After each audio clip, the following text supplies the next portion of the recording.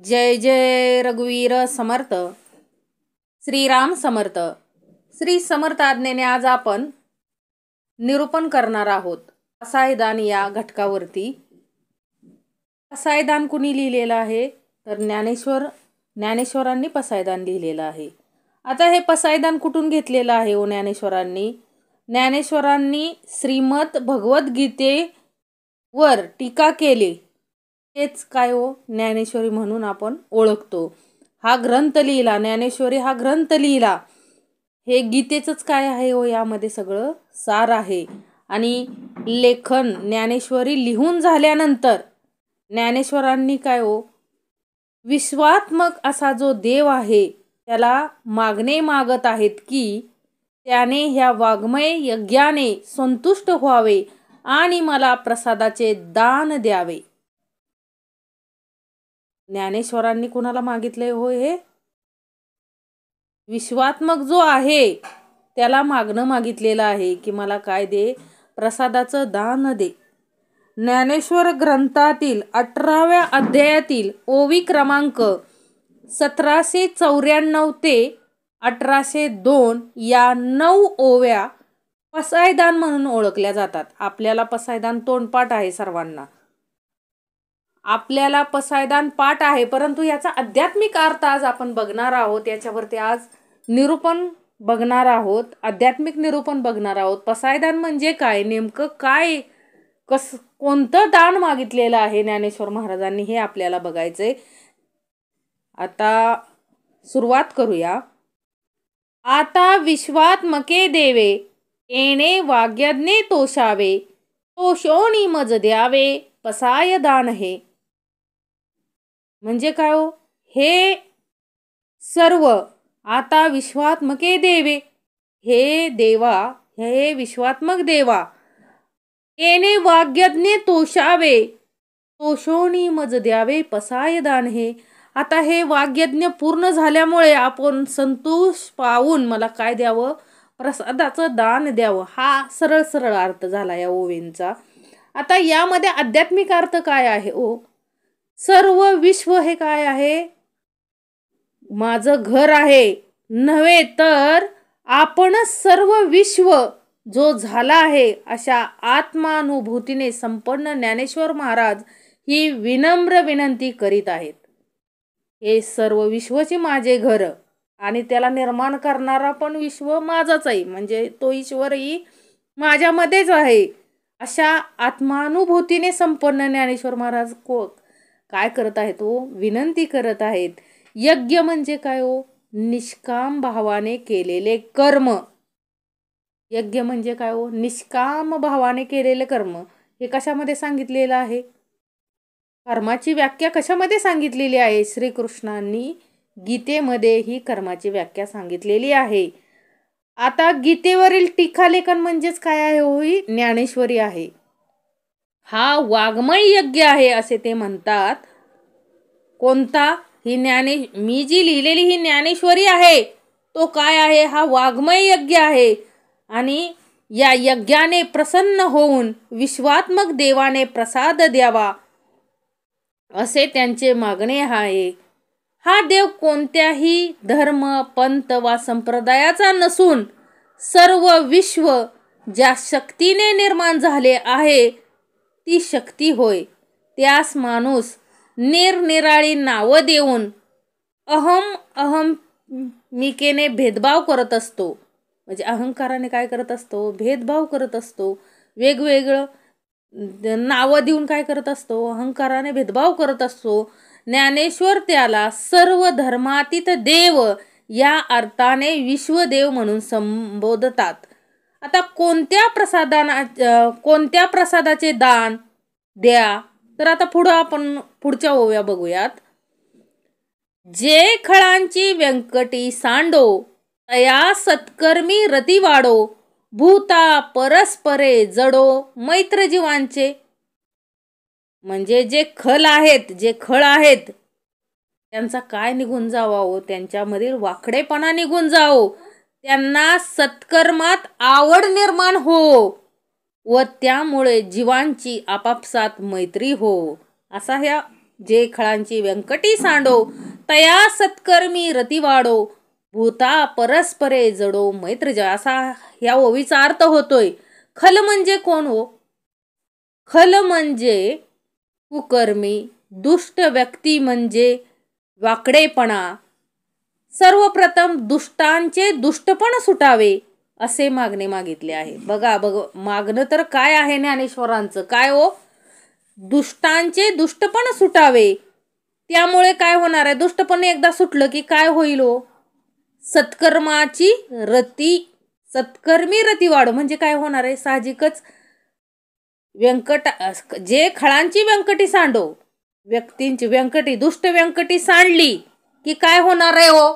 आपोआप सत्कर्माची काय होणार आहे? आवड उत्पन्न होणार आहे.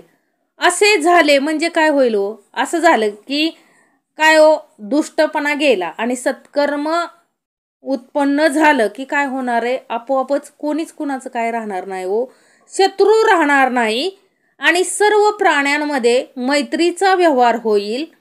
मनुष्याच्या प्रवृत्तीला व कर्माला तो स्वतःच जबाबदार आहे. कोण जबाबदार आहे हो मनुष्याच्या प्रवृत्तीला व कर्माला? तो मनुष्य स्वतःच जबाबदार आहे. सुसंगतीने त्याने सत्कर्माला लागून स्वतःचा उद्धार करायचा आहे असे ज्ञानेश्वर महाराज येथे देवाला मागतायत. काय मागतायत तो? जे खळाची व्यंकटी सांडो तया सत्कर्मी रती वाढो भूता परस्परे जडो मैत्र जीवांचे. अरे देवा, सगळीकडे सत्कर्म असेल तर काय हो? कुकर्म राहणारच नाही आणि स्वतःचा काय करतील? सगळे सुसंगतीने सत्कर्माला लागून ही माणसं काय करतील व स्वतःचा उद्धार करतील असं ज्ञानेश्वर महाराज म्हणतायत. बघा, खूप सुंदर निरूपण दिलेलं आहे त्यांनी. दुरितांचे तिमिर जाओ विश्व स्वधर्म सुरे पाहो जो जे वांचिल तो ते लाहो प्राणी जात. आता दुरितांचे तिमिर जाओ, दुरित म्हणजे कोण व? दुष्ट लोक. त्यांचा दुरित म्हणजेच कोण? दुष्ट, पापी, तिमिर म्हणजे दुरित. अज्ञानी लोक म्हणजे त्यांना काय म्हणाय? दुरित म्हणजे थोडक्यात कसा हो? अंधार अथवा अज्ञान. दुष्टी, पापी, तिमिर म्हणजेच काय हो? अज्ञान आणि अंधार असा अर्थ होतो दुरितांचा. दुरितांचे तिमिर जाओ, ज्ञानाला प्रकाशाची जर, ज्ञानाला कशाची उपमा दिली जाते? प्रकाशाची. आणि अज्ञानाला कशाची उपमा दिली जाते हो? तर अंधाराची उपमा दिली जाते. अज्ञानातून पाप घडत असते म्हणून पापी जनांचे अज्ञान दूर होवो. त्यामुळे काय होईल हो? दुरितांचे तिमिर जाओ म्हणजे काय हो? पापी जनांचे अज्ञान दूर होवो. विश्व स्वधर्मे सूर्य पाहो जो जे वांचिल तो ते लाहो प्राणी जात. त्यामुळे काय होईल? दुष्ट सुष्ट म्हणजे सज्जन होतील व दुष्ट लोक काय होतील? सज्जन होतील आणि मग सर्व प्राण्याला ज्याला जे जे हवे असेल ते मिळो असे मागणं आहे. काय म्हणतात तो? पाप म्हणजेच काय हो? पाप म्हणजे पतन प्राप्त करणे म्हणजे काय हो? अधोगतीला जाणे, यालाच म्हणायचं पाप. त्या अवस्थेपासून म्हणजे पाप म्हणजे काय हो? अधोगतीला जाणे. सत्व, रज आणि तम या 3 गुणांच्या कमी अधिक प्राबल्याने मनुष्याचे आचरण बनते. रज तमाच्या जोराने काम, क्रोध, लोभ, मोह, मदमत्सर हे काय हो? षडरिपू बलवान होतात व मानव पापाचरण करण्यास काय होतो? प्रवृत्त होतो. सत्वगुणामुळे काय होतं? मानव सात्विक राहून त्याचा सात्विक भाव जागृत होईल व आत्म उद्धाराचा मार्ग मोकळा होईल. या स्वधर्म आचरणाच्या प्रकाशात सर्वांना पाहिजे ते मिळो असे ज्ञानेश्वर महाराज म्हणतात. अधर्माचे उच्चाटन व धर्माची स्थापना ती हीच. काय हो? अधर्म म्हणजे काय हो? माणसाच्या म्हणजे इथं काय सांगितले? दुरितांचे तिमिर जावो विश्व स्वधर्मे सूर्ये पाहो जो जे वांचिल तो ते लाहो प्राणी जात. म्हणजे काय व्हावं? म्हणजे व्यक्तीच्या अंतरी जो असणारा अज्ञानाचा अंधकार आहे, प्रत्येक म्हणजे हे काय एकासाठी नाही, सर्वांसाठी मागणं मागितलेलं आहे ज्ञानेश्वर महाराज. ज्ञानेश्वर महाराज काय म्हणतात की व्यक्तीच्या अंतरंगात असलेलं अज्ञान दूर होऊन विषयांचा जो पगडा आहे, काम क्रोध लोभ मद मोह मत्सर यांचा जो पगडा आहे तो दूर होऊन सत्वगुणात काय यावा, तो माणूस यावा आणि त्याला जे जे पाहिजे ते ते प्राप्त व्हावं. म्हणजे काय हो, धर्माची स्थापना व्हावी आणि अधर्माचं व्हावं, उच्चाटन व्हावं. हीच खरी काय आहे हो, धर्मस्थापना आहे. ह्याचंच मागणं काय केलंय हो, ज्ञानेश्वरांनी केलंय. दुरितांचे तिमिर जावो, विश्व स्वधर्मे सूर्ये पाहो, जो जे वांचिल तो ते लाहो प्राणी जात. आता नंतरची ओवी बघूया. वर्षत सकळ मंगळी, ईश्वर निष्ठांची मांदी आळी, अनवरत भूमंडळी भेट तू भूता. याचा अर्थ काय हो, या भूमंडलावर संपूर्ण काय हो, मांगल्याचा अखंड वर्षाव करणारा ईश्वर निष्ठांचा समूह सर्व प्राण्यांना भेटो. बघा, वर्षत सकळ मंगळी, ईश्वर निष्ठांची मांदी आळी, अनवरत भूमंडळी भेट तू भूता. म्हणजे जी माणसं श्रेष्ठ सद्गुरू परंपरा जी आहे, श्रेष्ठ पुरुष जे आचरण करतो त्याचे काय करतात हो, आता सद्गुरूंचं जे आचरण आहे तीच काय करते तो, बाकीचे त्यांचे जे शिष्य असतात ते त्यांचं काय करत असतात, अनुकरण करत असतात. श्रेष्ठ पुरुष जे असतात त्यांचं आचरण समाज अनुकरण करतो. त्यांच्या वागण्यातूनच काय होतो, सामान्यांना धर्म कळतो. संतांचं जे वागणं आहे त्यांच्या वागण्यातून काय हो, सामान्य जणांना धर्म कळतो. त्यांच्या हृदयातील ज्ञानदीपाच्या प्रकाशात योग्य मार्ग दिसतो. ईश्वरनिष्ठ आपल्या आत्मज्ञानाने पूर्णतया मुक्त झालेला असतो. पण समाज हिताकरता त्याने कर्म त्याग न करता लोकसंग्रह करीत समाजाचा एक घटक म्हणून जगले पाहिजे. कोणी जो ईश्वरनिष्ठ आहे त्यानं काय हो, आत्मज्ञानाने तो काय असतो, मुक्त झालेला असतो.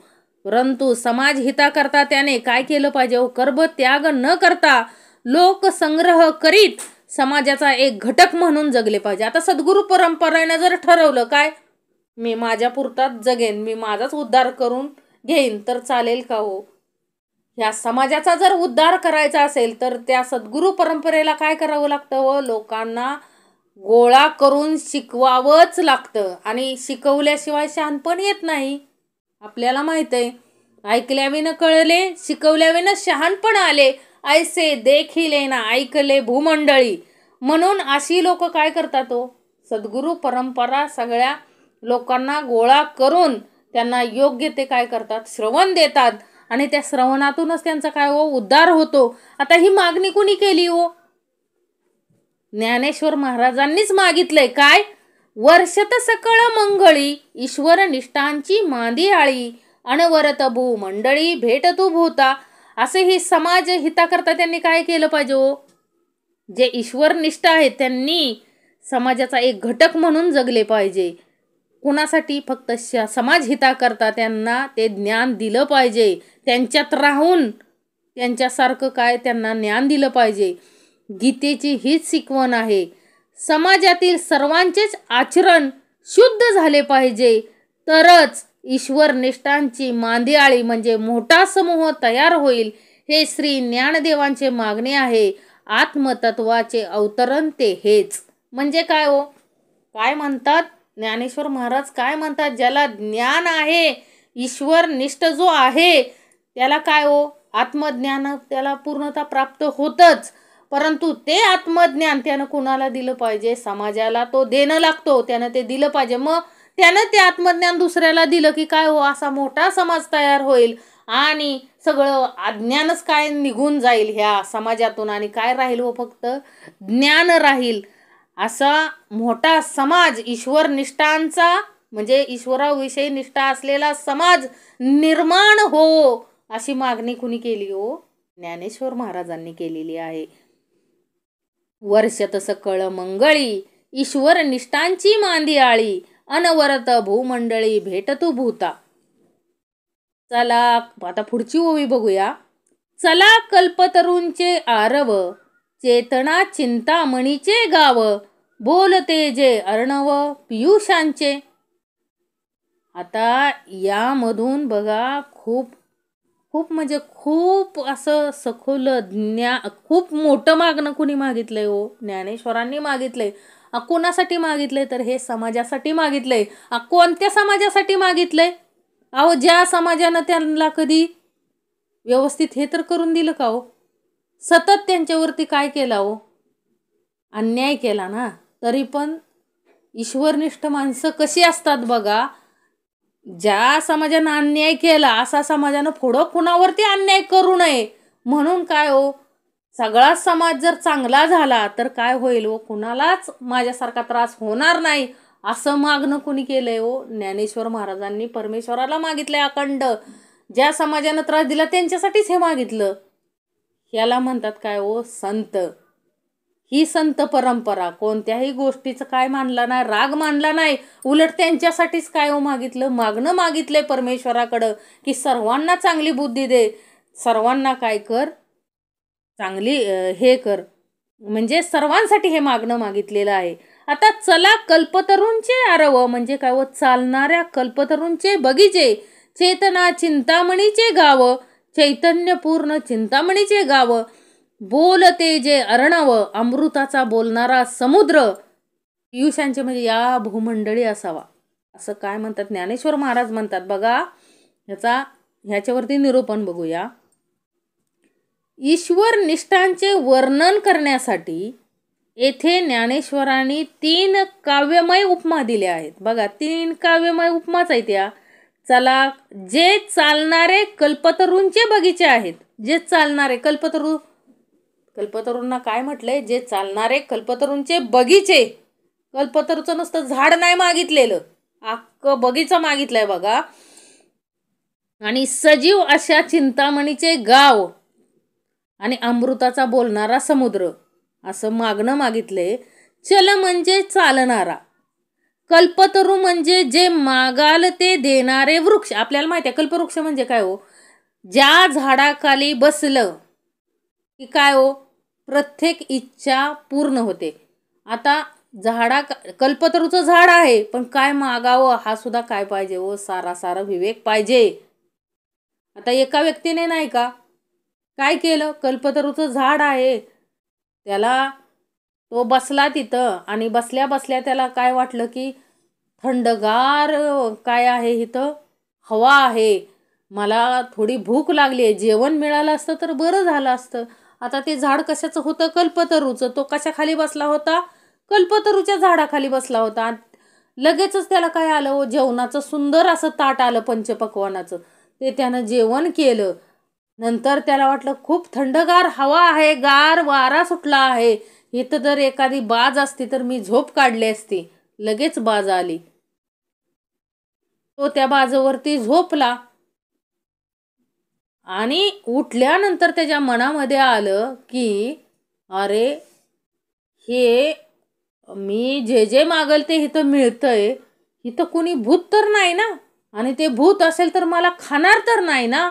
अशी काय केली हो, त्याने कल्पना केली. आता ते कल्पतरूचं झाड भूत आलं आणि त्याला काय केलं हो, खाऊन टाकलं. म्हणजे त्या कल्पतरूच्या झाडाखाली आपण आहोत आणि काय मागावं हा पण काय पाहिजे हो, आपल्याकडं विवेक पाहिजे. आता चल म्हणजे चालणारा, कल्पतरू म्हणजे जे मागाल ते देणारे झाड. पण त्याच्याकडे आपल्याला काय करावं लागतं, जावं लागतं.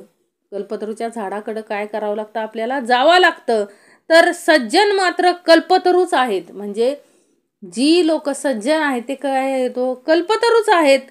शिवाय तेच स्वतःच तुमच्याकडे येतात. आता जे सद्गुरू परंपरा असेल, संत परंपरा स्वतःहून आपल्याकडे येत असतात. शिवाय ते कल्पतरूप्रमाणे एकच नाही तर त्यांची बागच आहेत. अशा परंपरा काय आहे हो, एक नसून अनेक आहेत. अनेक रूपाने काय येत असतात, आपल्याकडे येत असतात. आता चिंतामणी म्हणजे काय हो, चिंतामणीचा पण अर्थ तोच होतो, जे चिंताल ते देणार. आता ईश्वरनिष्ठ ही जे चिंताल ते देतात, करून दाखवतात, म्हणून ते चिंतामणी आहेत. शिवाय ते सजीव असल्याने देताना योग्य व अयोग्य याचा विवेक बाळगतात. आणि चिंतामणी रत्नाप्रमाणे ते दुर्मिळ नाहीत, तर त्यांचे समूह म्हणजे त्यांचं काय आहे, गावच आहे. जेवढं पाहिजे ज्ञान तेवढं आपल्याला मिळू शकतं, फक्त आपण त्याचा काय शोधबोध घेतला पाहिजे, विवेकाने घेतलं पाहिजे. त्यांची गावच्या गावं आहेत. कशाची? जे चिंताल ते मिळेल, असं कोण म्हणतंय ज्ञानेश्वर म्हणतायत. अमृताचा एक थेंब अमृतत्व देतो. ईश्वरनिष्ठ हे अमृताचा बोलणारा सागर आहेत, म्हणून ते साऱ्या समाजाला प्रबोधन करून अमर करू शकतात. म्हणजे काय सांगितलं इथं, जे ईश्वरनिष्ठ माणसं आहेत ते काय आहेत जणू काय कल्पतरूंची बाग आहे. त्यांना ती उपमा दिलेली आहे. चिंतामणीचं गाव आहे. एक चिंतामणी नाही, अख्खं चिंतामणीचं गावच आहे. आणि अमृताचा काय आहे बोलका समुद्र आहे. असं अशी व्यक्ती कोण आहेत? ईश्वरनिष्ठ माणसं असतात.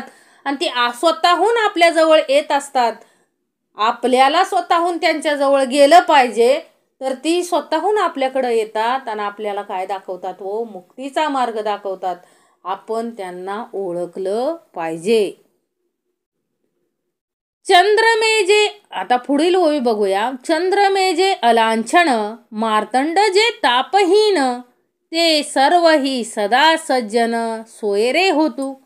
आता इथं काय चंद्रमेजे अलांछन, इथे डाग रहित चंद्र. मार्तंड जे तापहीन म्हणजे उष्णता रहित सूर्य. असे सज्जन, ते सर्वही सदा सज्जन सोयर होतू. सर्वांचे सदासाठी काय होत नातेवाईक होत. येथे सज्जनांची तुलना चंद्र आणि सूर्याशी केली आहे. जे डाग नसलेले चंद्र आहेत, उष्णता नसलेले सूर्य आहेत, असे सज्जन सर्वांचे सोयरे नातेवाईक होत, अशी प्रार्थना ज्ञानेश्वर महाराज करतात. सज्जन कसे आहेत चंद्राप्रमाणेच शीतल आणि आनंद देणारे असतात. चंद्रप्रकाशाचा वर्षाव करून रात्रीचा अंधार नाहीसा करतो, तसेच संत ज्ञानाचा प्रसार करून पाप्यांचा अंधार नाहीसा करतात, त्यांच्याकडचा अज्ञान नाहीसं करतात व मंगलतेचा वर्षाव करतात.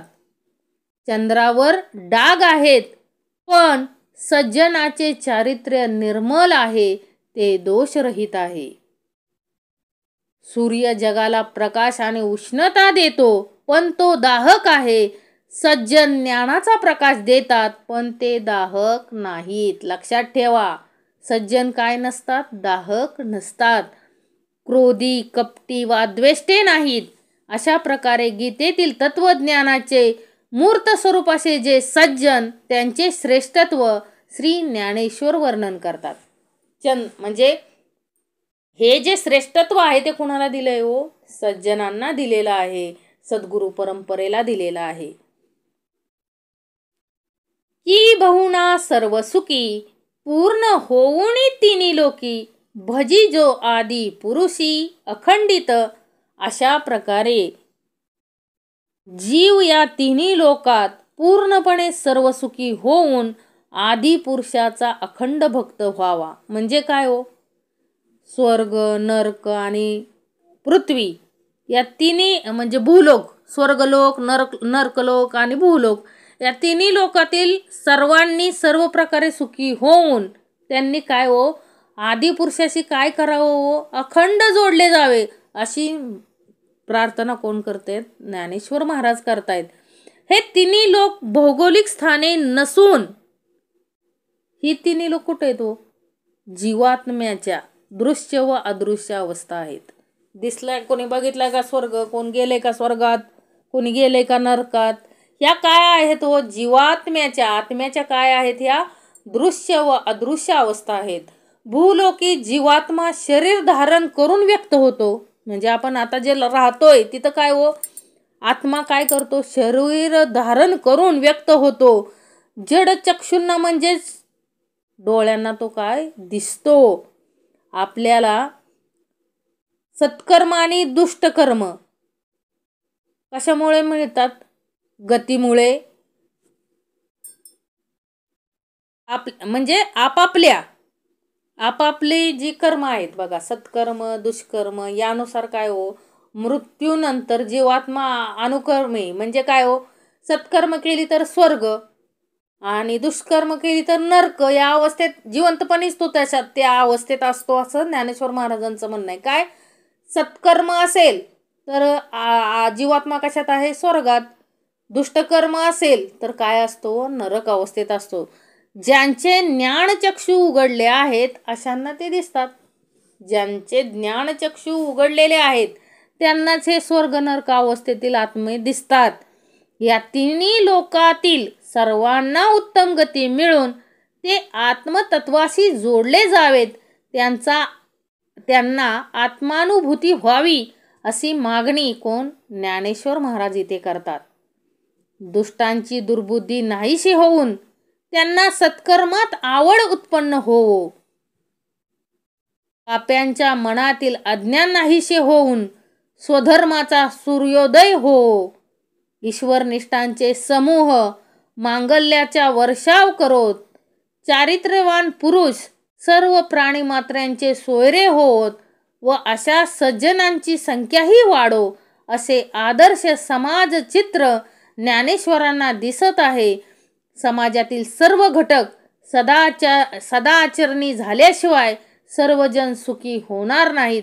या आदिपुरुषाशी सर्वजण जोडले जावो, हेच त्याचे पसायदान आहे. आता विशेष लोकांसाठी वेगळं दान मागत आहेत बघा. ज्ञानेश्वर महाराज काय करतायत, दान मागत आहेत. हे दान कोणासाठी, सर्वांसाठी मागितले. काय हो, की बहुना सर्व सुखी पूर्ण होऊन तिन्ही लोकी भजी जो आदी पुरुष या अखंडित, म्हणजे काय हो, तिन्ही लोकातील लोकांना काय मिळावी व सद्गती मिळावी अशी बुद्धी त्यांना काय व्हावी, उत्पन्न होऊन त्यांनी काय हो, त्या आदी पुरुषाला काय जावं, शरण जावं असं मागणं केलं. आता पुढील बघा होई. आता ग्रंथोपजीवीये विशेषी लोकीये दुष्टादुष्ट विजय हो आवेजी. म्हणजे काय हो, आता ग्रंथोपजीवी असे विशेष लोक दुष्ट आणि अदुष्ट अशा दोन्हीवरती विजय होत. म्हणजे दुष्ट आणि जे दुष्ट बी नसतात आणि म्हणजे चांगलेही नसतात वाईटही नसतात अशी जी लोक आहेत ते आता पुढे बघूया आपण. ग्रंथोपजीवी म्हणजे ग्रंथ हेच ज्यांच्या जीविकेचे म्हणजे चरितार्थाचे साधन आहे अशा लोकांना ज्ञानेश्वर विशेष असे संबोधतात. म्हणजे काय हो, फक्त ग्रंथ, बाकीच्या गोष्टींचा संबंधच नाहीये. सामान्य मनुष्य जे ऐकतो अनुभवतो तेवढेच त्याला ज्ञान होत असते, परंतु ज्यांना ग्रंथ म्हणजे पुस्तके वाचता येतात त्यांच्याकडे काय असतं हो, अगाध ज्ञान असते. व्याख्यान, कीर्तन, वादविवाद इत्यादीमध्ये ही माणसे काय असतात हो, अग्रेसर असतात. परंतु ग्रंथामध्ये लिहिलेले ज्ञान त्यांनी अनुभवले असेलच असे नाही. अशा व्यक्तींना माहिती तर खूप असते, म्हणजे ते दुष्ट आहेत, परंतु ही माहिती अनुभवजन्य नसल्यामुळे त्यांना याचे ज्ञान नाही.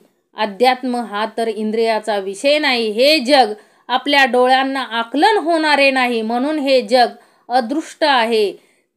हे ते दृश्य आणि अदृश्य सांगितलेलं. दृश्य दिसणारे आणि अदृश्य म्हणजे काय हो, न दिसणारे. ते अनुभवच पाहिजे. काय पाहिजे हो, ते अनुभवच पाहिजे. म्हणून या विशेष लोकांना दृश्य आणि अदृश्य अशा दोन्ही जगांचा अनुभव येवो, दोन्ही जगावर ते विजयी होत अशी मागणी ज्ञानेश्वर महाराज करतायत. काय हो, इथं काय सांगितले हो, आणि ग्रंथोपजीवी ज्या लोकांना ग्रंथाचं ज्ञान आहे, ग्रंथाचं पूर्ण ज्ञान आहे, वाचन करू शकतात, त्यातले अर्थ कळवू शकतात, अशा लोकांना काय हो, दृश्य अदृश्य स्वरूपाचा काय व्हावा, ज्ञान व्हावा. आणि ही लोक पण काय जावी येतो, या दृश्य अदृश्य जगावर त्यांना काय मिळावा, विजय मिळावा अशी मागणी कोण करता आहेत, ज्ञानेश्वर महाराज करता आहेत. आता शेवटची ओवी बघा. एथ म्हणे श्री विश्वेश्वराओ, हा होईल दान पसाओ, येणे वरे ज्ञान देओ, सुखिया झाला. तेव्हा विश्वेश्वर म्हणाले, या प्रसादाचे दान मिळेल. या वरामुळे ज्ञानेश्वर संतुष्ट झाले. ही ग्रंथ रचना करताना ज्ञानेश्वरांनी काय गीतेतील ज्ञान विज्ञान लोकांपर्यंत पोहोचवण्याचा उद्देश ठेवला होता. या मराठी भाषेतील ग्रंथामार्फत ब्रह्मविद्या सर्वांपर्यंत पोहोचावी. मन एकाग्र करून या ग्रंथाचे वाचन, श्रवण, मनन व चिंतन करावे आणि त्याप्रमाणे आचरण ठेवून त्यांनी सुखी व्हावे अशी इच्छा ज्ञानेश्वरांची होती. आता तर प्रत्यक्ष विश्वात्मक देव विश्वेश्वर यांनीच वर दिल्यामुळे वाङ्मयाचा उद्देश पूर्ण झाला, म्हणून ज्ञानेश्वरांना संतोष झाला. काय हो, हे सर्व मागणं कुणासाठी मागितलंय हो?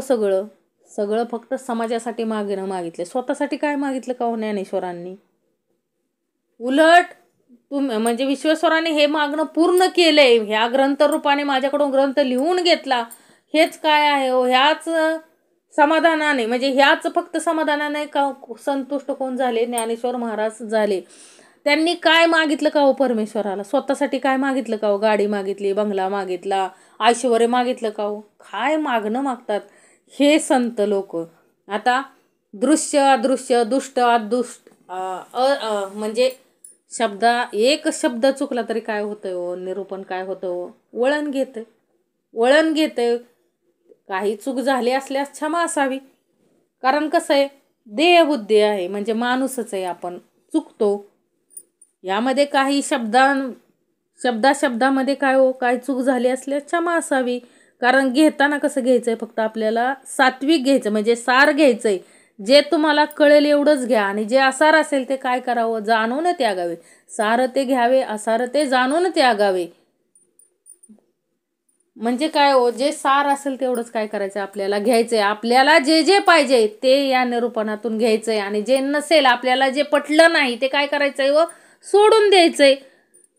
अशा प्रकारे काय हो, ज्ञानेश्वरांनी काय हो मागितले? सर्वांसाठी मागणं मागितले. सर्वच जण, म्हणजे एकच मागणं ज्ञानेश्वर महाराजांचं काय हो, माऊलींचं एकच मागणं काय हो, सर्वजण जर सत्वगुणात आले तर काय होईल हो? या पृथ्वीवरती काय राहणार नाही हो? अज्ञान, पाप, अंधकार कायच राहणार नाही. आणि हे असं सगळं घडण्यासाठी सगळ्या माणसांचं काय हो, सत्कर्माचा समूह निर्माण झाला पाहिजे. एवढंच मागणं त्या विश्वेश्वराकडे कुणी केलेलं आहे? या पसायदानातून ज्ञानेश्वर महाराजांनी केलेलं आहे. एवढं मोठं दान त्यांनी त्या विश्वेश्वराला मागितलेलं आहे.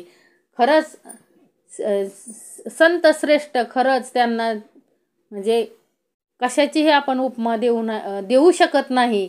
एवढे काय आहेत हो, ते संत श्रेष्ठ आहेत. आपण त्यांच्या पुढं काहीच नाहीये, शून्य आहोत आपण. अशा ह्या संत श्रेष्ठ ज्ञानेश्वरांना आपल्या काय हो, सतश काय हो, नमन.